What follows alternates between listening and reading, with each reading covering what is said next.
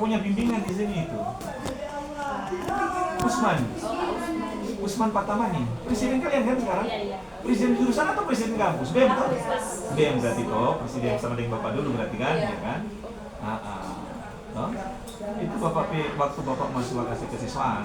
Jadi di YouTube itu kalau buka YouTube-nya SMK Yapim ada dia sementara musikalisasi puisi itu dia ada itu videonya dengan teman-teman lainnya ada itu. Jadi inilah orang PSN SMK kecil memang, tapi kalau di Manado yang paling besar untuk yang muslim paling besar. Tapi kalau di kota yang besar muslim itu Dr. Aminoto, ya kan? Dr. Aminoto yang muslim, Dr. Aminoto. Kalau di Manado SMK Yapim yang terbesar, jumlah siswanya yang paling banyak. Keduanya di Cokro itu yang di Ternate Barat. Ibu Tini Unite tante. Ibu Tini pernah cek di sana, yang dari Morompai. Oke, lanjut. Terus Bapak kalau mau tanya tentang perubahan apa yang Bapak lakukan sebagai sekolah. Mungkin sebelumnya belum ada, terus Bapak melakukan. Inovasi berarti kan? Iya. Oke. Soal inovasi dalam praktek pembelajaran maupun praktek kebijakan di satuan pendidikan dari SMK. Memang idealnya proses kepemimpinan itu memang harus memberikan warna kan? Harus ada semacam ciri atau karakteristik tersendiri kan begitu. Karena itu dalam kepemimpinan itu kan kita kenal juga ada tipe-tipe kepemimpinan. Ya, kalau Bapak sih capcek ketiga. Capcek pertamanya mungkin guru kalian juga di sana, Pak Dr. Latif, ya. Mengajar di mana nih? Oh ya, bahasa Indonesia beliau. Perpustakaan. Oh ya, mungkin tambahan mungkin ya. Karena beliau basicnya itu bahasa Indonesia. S1-nya bahasa Indonesia. Yang keduanya perempuan, yang ketiganya baru Bapak. Bapak ini praktis kan baru jalan 2 tahun ya. Belum lama. Kalau bicara kepemimpinan dan inovasi kepemimpinan itu ya belum banyak yang bisa dilakukan. Paling tidak memang ada hal-hal yang sifatnya penguatan. Contoh dalam konteks kepemimpinan pembelajaran. Dalam konteks kepemimpinan pembelajaran selama ini guru kita kan gurunya kan mayoritas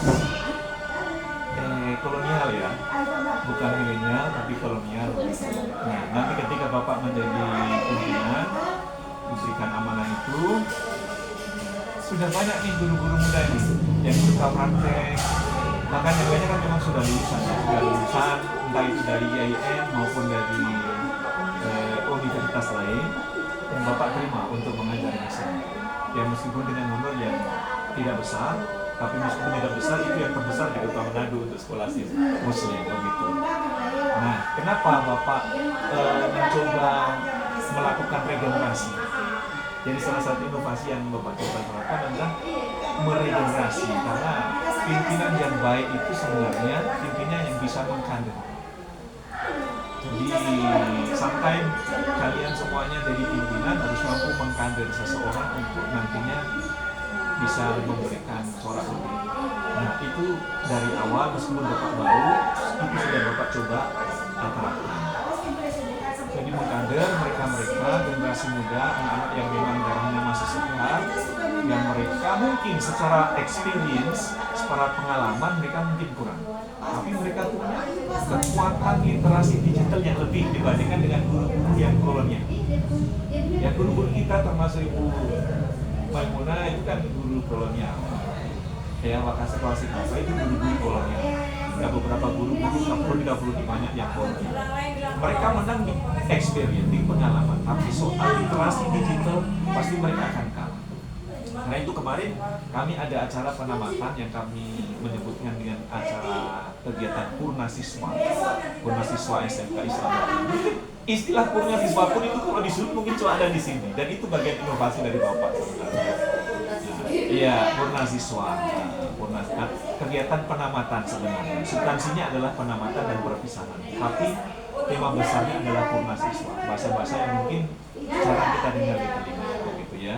Tapi sebenarnya itu sudah biasa. Kalau di pegawai kan ada purna bakti ya, pensiunan itu namanya purna bakti kan begitu. Kalau di siswa namanya adalah purna siswa kan begitu. Nah, inovasi yang Bapak maksudkan tadi adalah mencoba mengkader, ya, mengkader artinya mengajak anak-anak muda, calon-calon guru muda yang memang berkeinginan untuk berkarir di dalam dunia kependidikan, khususnya dalam pembelajaran di sekolah. Mari jam 4. Ya mungkin kenal dengan Pak Dimas itu, Dimas yang mungkin sekarang belum wisuda di IAIN. Bapak suruh ngajar di sini bahasa Arab ya, ngajar bahasa Arab ya di sini. Itu termasuk muda. Ada beberapa yang lainnya. Dimas kan ada? Ya Dimas, anak-anaknya nggak terlalu tinggi tapi anak Bolmut dia, anak Bolmut. Anak Bolmut bahasa Arab gitu. Nah, mengajar bahasa Arab di sini. Dan itu memang bahasa Arab dulunya kan tidak ada. Dulunya tidak ada mata pelajaran pilihan. Kita bahasa ada 4 di sini. Ada bahasa Indonesia, ada bahasa Inggris, ada bahasa Arab, dan bahasa Jepang.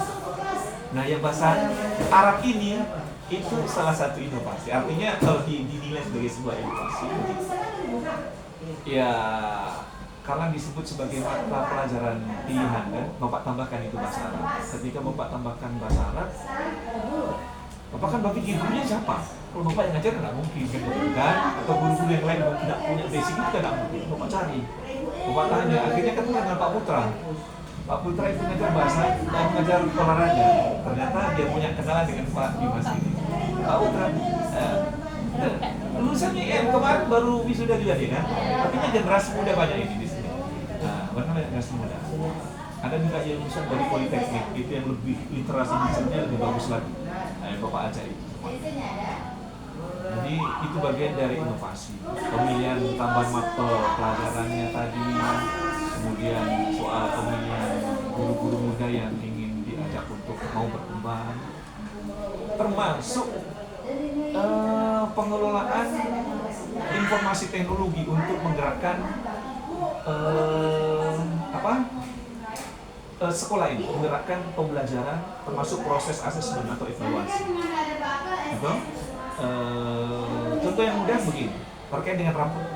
Kita terakhir kan menggunakan kurikulum Merdeka ya. Kalau sekarang baru 2-3 hari lalu ada kurikulum nasional, ya kan? Tapi itu kan dulu. Nanti diterapkan di tahun ajaran baru ini. Kita saat ini masih menggunakan kurikulum Merdeka.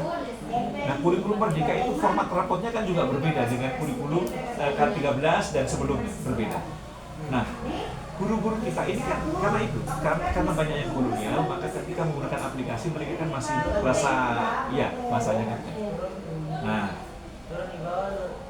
sedari awal ketika Bapak masih Wakasek sebenarnya sudah mendorong itu. Waktu Pak Latif masih Kepsek kedua sudah, tapi memang belum maksimal. Nah, ketidakmaksimalan itu akhirnya Bapak maksimalkan ketika Bapak diberikan amanah untuk ini. Kan lebih leluasa karena sebagai pimpinan tertinggi di sini kan lebih mudah untuk menggerakkan itu. Sehingga sesuatu yang susah itu akhirnya dipermudah dengan beberapa cara. Salah satunya adalah dengan menggunakan aplikasi Excel yang meskipun banyak orang yang belum tahu menggunakan aplikasi Excel yang menggunakan rumus lain itu, tapi kalau yang cuma manual mungkin bisa, yang biasa ketika biasa mungkin bisa, tapi ketika sudah dalam bentuk rumusan deskripsi raport itu kan otomatis. Nah, itu saya kasih pelatihan. Jadi pelatihan untuk pengisian raport itu sampai website bikin, biar nggak salah-salah lagi, gitu. Nggak salah-salah lagi. Nah, sebelumnya itu nggak ada sebelumnya seperti itu. Termasuk peningkatan kompetensi guru. Kita sudah berapa kali melakukan kegiatan semacam seminar, ya bukan webinar tapi seminar. Jadi luring, ya bukan daring, luring langsung tatap muka seperti ini dan mengundang orang-orang yang terpakai untuk dokumentasinya cukup banyak untuk itu. Yang sebelumnya di kepemimpinan sebelumnya itu tidak pernah ada kegiatan peningkatan kompetensi. Karena itu di anggaran penggunaan dana BOS, alokasi dana BOS itu Bapak genjot di situ, Bapak tingkatkan. Sebelumnya nol tidak ada, jadi ini dalam 1 tahun itu sampai 4 kali, paling sedikit sampai 4 kali. Termasuk melibatkan kemarin itu kegiatan moderasi beragama. Selama ini kan tidak pernah ada ya, barang itu kan termasuk baru, meskipun sebenarnya tidak baru-baru amat. Karena tahun 2019 ketika Kementerian Agama mencanangkan kebijakan terkait dengan moderasi beragama ini, di tahun 2001 Bapak itu mengikuti lombanya internasional, ya, lombanya internasional meskipun hanya melibatkan 4 negara, Indonesia, Singapura, Brunei, dan Malaysia, dan melibatkan sekitar 6.000 guru seluruh di antara 4 negara ini. Nah, dan dari 6.000 ini, alhamdulillah Sulawesi Utara itu mendapatkan peringkat kedua dari 4 negara itu, dan pesertanya adalah Bapak sendiri, gitu, ya, Bapak sendiri, dan hadiahnya lumayan waktu itu, sekitar 10 juta, dan kita punya bukunya, ada dokumentasi bukunya di sana, Anda bisa lihat nanti bukunya, ada sempat Bapak bikin karyanya itu salah satu karya yang harus dinilai oleh tim waktu itu, tim penilai dari Jakarta, gitu. Dan kita punya, selain dapat juara 2 itu, kita juga dapat bukunya satu, ada dapat beberapa sih, cuma sudah dikasihkan ke Kementerian Agama. Bapak sempat simpan satu di sini untuk komunikasi SMK Yakin, dan tulisan Bapak ada salah satunya di atas sekian banyak.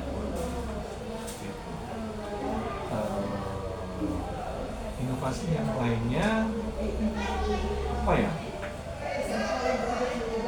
Penguatan tadi ya, salah satunya penguatan atau pemanfaatan teknologi IT ya. Pemanfaatan medsos, ya, Facebook, khususnya Facebook dan YouTube ya. Kemudian pembuatan website, dulunya kan kita nggak ada website.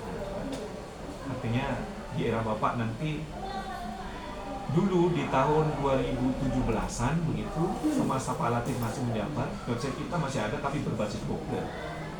Karena waktu itu Bapak Wakasek-Humas, itu tanggung jawabnya Bapak untuk menghandle itu, dan Bapak sudah bikin blogger. Dalam banyak perjalanan Bapak menilai platform blogger itu kurang apa ya, karena kita harus belajar HTML-nya itu kan berat ya untuk orang yang tidak mendalami di situ. Tapi Bapak mencoba mempelajari secara otodidak.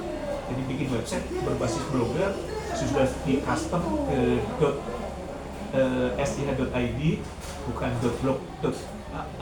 blogger itu. So lain sudah dibikin. Nah, nanti di tahun 2024 saya menemukan partner baru dari Cirebon dan Jawa Barat untuk istilahnya merevitalisasi lah akun website kita, sehingga Bapak sudah update ke yang terbaru dan itu lebih responsif dan lebih mudah. Sampai hari ini kita punya website yang lumayan bagus dibandingkan SMK-SMA negeri se-Sulawesi Utara.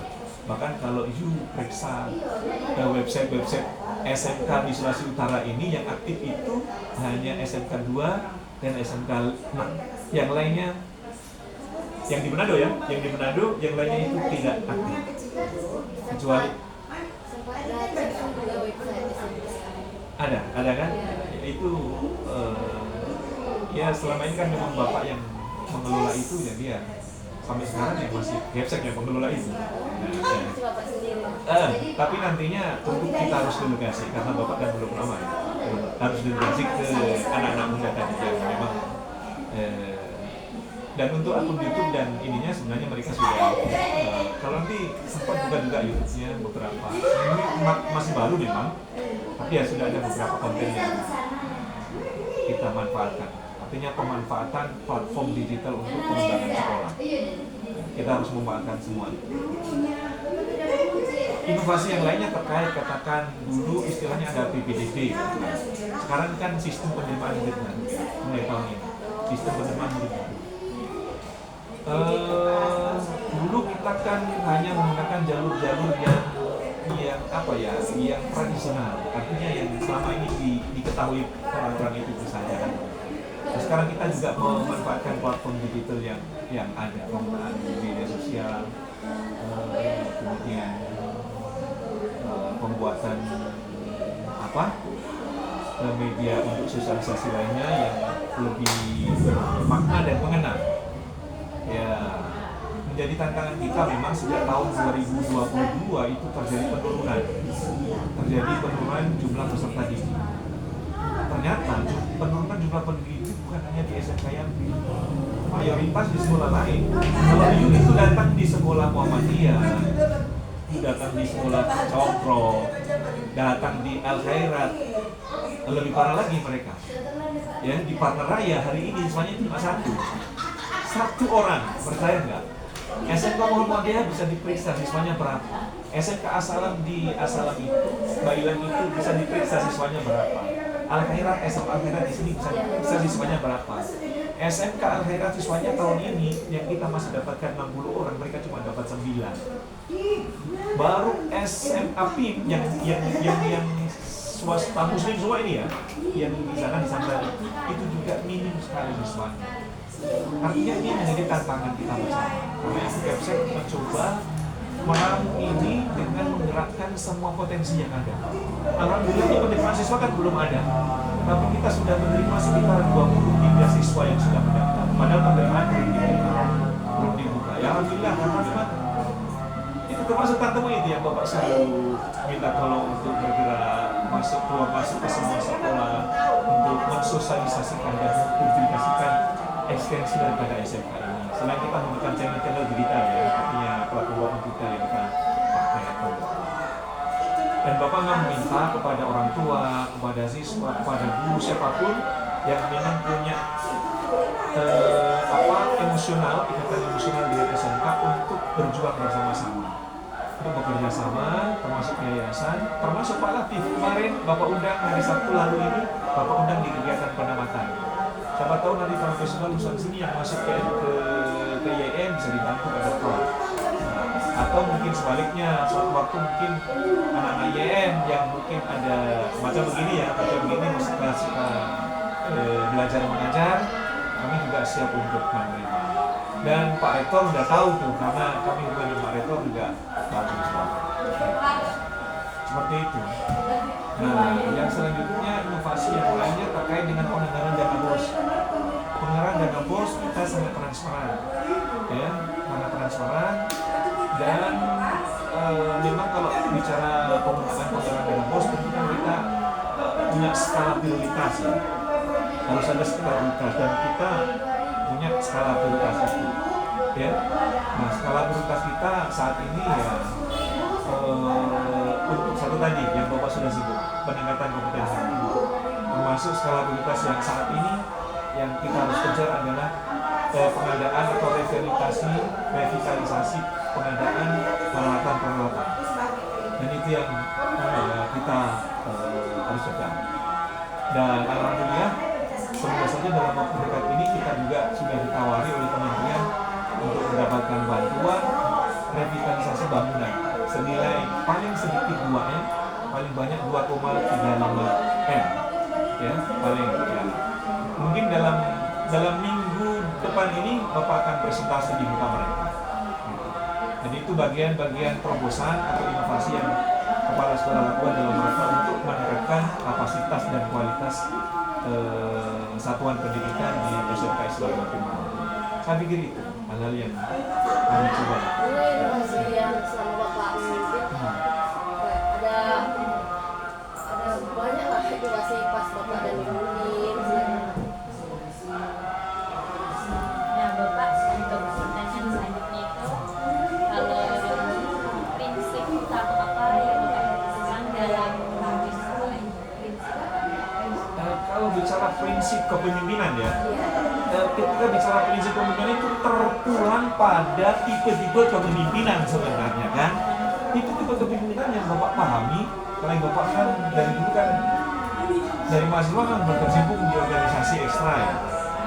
Nah dulu Bapak sempat itu di PMI ya. Di PMI baru sempat juga di pengurus cabang dengan komisioner Yudhili Golonggong ya. Kita satu angkatan dan satu angkatan dengan Bupati Golonggong sekarang, Yusra Al-Habsyi ya. Kita sama-sama di cabang dulu. Oh ya sudah. Kita kembali ke sini. Tipe-tipe kepemimpinan itu kan banyak. Ya sedikitnya ada 7 tuh kalau mau diringkas panjang lebar itu. Substansinya itu kan begini. Kapan kita bisa memposisikan diri sebagai leader, sebagai seorang pemimpin dalam waktu yang tepat dan kondisi yang tepat. Karena sepandai apapun kalau nggak bisa mengelola diri sendiri atau mengelola SDM atau potensi yang kita miliki, ya ujung-ujungnya kita akan menghadapi masalah baru. Gitu. Kepemimpinan itu intinya kan menyelesaikan masalah, bukan membuat masalah baru, gitu. Ya kalau bisa di-review kembali begitu kepemimpinan berbasis katakan kepemimpinan yang demokratis, begitu. Kepemimpinan yang selalu berusaha mengajak seluruh potensi orang-orang SDM-nya untuk bersama-sama mengambil keputusan. Itu kan inti dari demokrasi, kepemimpinan yang demokratik. Kita juga bisa memposisikan sebagai kepemimpinan yang menginspirasi, kepemimpinan yang transformasional begitu, ya. Kan begitu, yang menginspirasi. Karena itu dalam kurikulum Merdeka itu kita kenal adalah kepemimpinan pembelajaran begitu. Dan Bapak selama ini mencoba semaksimal. Karena itu tadi kalau ditanya pertanyaan apa? Prinsip utamanya itu keteladanan. Gitu. Jadi sebelum you mengajak orang lain untuk sholat ya, gimana caranya you ngajak sholat sementara you sendiri tidak sholat kan begitu kan? Jadi ketika Bapak mengajak untuk literasi digital, ya Bapak juga harus makan dulu. Contoh penggunaan platform Google Form. Google kan nggak tahu pemanfaatan Google Form itu seperti apa, pemanfaatan aplikasi krisis itu seperti apa. Mereka nggak tahu. Bapak harus ngajar sama mereka kan begitu. Karena itu Bapak sering ngajar ke keliling-keliling Sulawesi Utara, termasuk ke sekolah di Golping itu. Ya karena kemampuan itu, gitu. Kemampuan itu. Nah, dari literasi digital sebelum Bapak mengajak mereka, ya Bapak harus tahu dulu sehingga Bapak ajarkan mereka sehingga mereka juga tergerak untuk menggerakkan orang. Karena itu prinsip kalau di kurikulum Merdeka itu tergerak lebih penting dibandingkan bergerak. Karena sebelum you bergerak, Anda harus bergerak terlebih dahulu. Tergerak itu intinya substansinya di sini. Gitu. Tergerak, bergerak dan kemudian bisa menggerakkan. Nah, 3 kata diksi ini yang Bapak coba internalisasikan dalam diri. Kapan posisi Anda bisa tergerak, terilhami, terinspirasi dengan diri sendiri, kita punya kelemahan ini loh, ya. Sebagai seorang pimpinan saya punya kelemahan itu harus paham. Dan itu sudah bicara kecerdasan personal. Karena itu kalau kita bicara teori kecerdasan, ini PAI mesti tahu teori kecerdasan. Itu pernah Bapak bahas ketika Bapak magister di Makassar dulu tentang 7 kecerdasan. Buat nanti bisa di cross-check di Google. Kecerdasan personal itu penting. Kecerdasan personal, kecerdasan diri. Seorang pemimpin harus punya kecerdasan personal selain kecerdasan yang lain. Ya. Kecerdasan personal itu penting. Orang pemimpin itu tahu diri. Bakat, kecerdasan bakat itu harus ada. Seorang pemimpin, karena itu katanya kalau prinsip utamanya teladan, suri teladan. Jadi role model, harus jadi role model. Ya bagaimana Kepsek suruh buru-buru pakai baju yang ikut Kepsek sebenarnya nggak pakai baju rapi. Begitu, bagaimana Kepsek suruh hari Senin pakai baju ini. Yang wajib ini, kecuali ini kan Senin, Selasa, Rabu, Kamis. 4 hari ini itu orang harus seragam.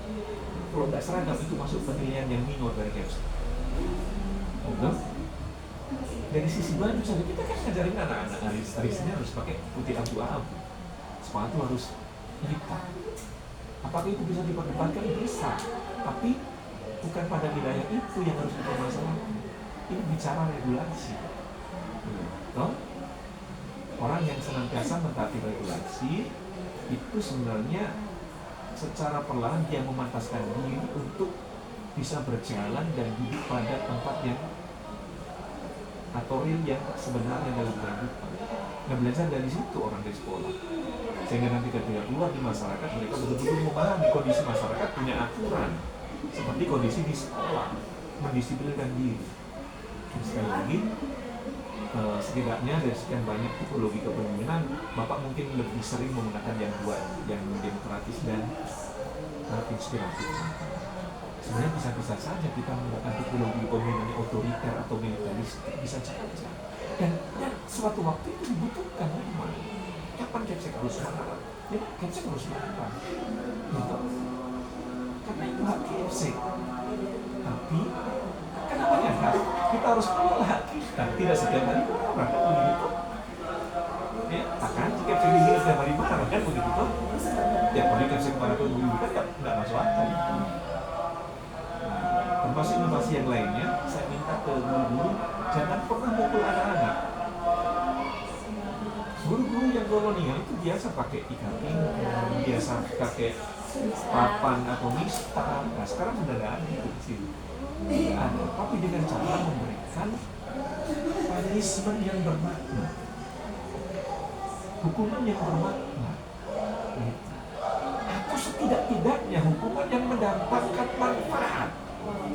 Kalau manfaat ini tidak untuk dia, setidaknya untuk sekolah, atau untuk temannya, untuk guru, atau untuk lingkungan. Contoh, siswa datang terlambat, setiap hari sudah pelek atau buku tetap terlambat dia. Itu sudah kan ada ke rumahnya. Saya minta ke guru-guru datang untuk visi. Datang sudah tahu apa kondisinya. Ya, guru-guru cerita. Ternyata dia sudah tidak tinggal di DP orang tua. Dia tinggal di DP Oma Sutarlame. DP kakek kerjanya begini begitu. Dan rumah nggak ada yang ngatur. Ada 4 bersaudara. Manusia yang hidup di kondisi seperti ini pasti ada gangguan. Secara psikologi berbeda dengan kalian yang mungkin hidup di keluarga yang berbeda. Gitu. Nah, ketika mereka datang terlambat, susah dinasihati. Lo kalau susah mau diapain? Dipukul. Nanti yang dipukul dilapor ke polisi siapa? Masuk penjara dulu. Nggak elok juga. Tuh. Nah itu setidaknya hukuman itu bermakna pada tataran untuk diri sendiri maupun untuk guru atau untuk lingkungan kita yang bermanfaat. Contoh, ketika you terlambat, kok sebelum pulang dikasih tahu terlambat, masih terlambat, coba sekarang terlambat, datang ke ruang Kepsek, di situ ada jendela kotor, ini kain, coba ambil kain itu, bersihkan itu. Bermanfaat nggak? Bermanfaat, jadi bersih. Itu siswa yang lain bawa bersih dia, yang lain bersih-bersih, tapi kita, kita terlambat besok, itu biasa kita. Timbul kesadaran. Kesadaran itulah yang disebut tergerak tadi. Ada kesadaran. Nah kesadaran ini memang tidak bisa kita paksakan. Bicara kesadaran seseorang ini berbeda-beda, tergantung dari masing-masing kondisi orang. Dan guru harus pintar-pintar membaca situasi itu. Guru harus pintar-pintar membaca apa yang tidak terlihat pada diri siswa. Gitu. Kalian jadi guru nanti harus tahu, siswa begini, kelihatannya disenyum-senyumnya belum tentu dia senyum. Padahal dia banyak masalah, bisa jadi. Atau ada siswa yang buru-buru, mungkin dia ada masalah. Di kelas cuma banyak ngelamun, mungkin ada masalah. Orang harus cari tahu. Guru harus tahu. Jadi kalau itu dinilai sebagai sebuah inovasi, ya inovasi kecil, iya stop. Artinya ini sebenarnya hal yang lumrah, yang memang dunia kita berubah, atau termasuk dalam dunia pendidikan. Guru bisa digantikan dengan teknologi, tapi ada satu yang tidak bisa digantikan. Pengajaran karakter, itu nggak bisa, harus tetap mengenai guru, tetap harus mengenai guru. Sebagai guru mungkin Anda tidak pintar, Anda harus kelihatan pandai di dekat siswa, meskipun Anda tidak pintar. Kan begitu, gitu. Meskipun kita guru yang tidak pintar secara pengetahuan. Ranah pendidikan ini kan sedikitnya ada 3 tuh kalau bicara teorinya kan. Ada ranah pengetahuan, kognitif atau pengetahuan, ada afektif, sikap, dan psikomotor. Harus di luar kepala itu kalian. Sejak kuliah Bapak selalu di kepala itu, sudah mau kerja begitu sebagian dari tiap hari tahun pahit itu harus apa? Nah 3 hal ini harus disentuh semuanya. Di SMK ya mungkin dominan psikomotorik atau keterampilan, tapi 3-tiganya harus jago, apalagi masalah sikap. Sikap tidak bisa diajarkan oleh laptop, sikap tidak bisa diajarkan oleh buku. Kita ini harus sikap yang baik harus melalui metode. Guru harus memberikan contoh. Ketika apel tidak boleh buru-buru. Yang apel hari itu harus telat. Anak-anak datang cepat, guru harus datang lebih cepat. Oh, saya kira itu yang pertanyaannya dari supaya nanti kalian simpulkan sendiri ya.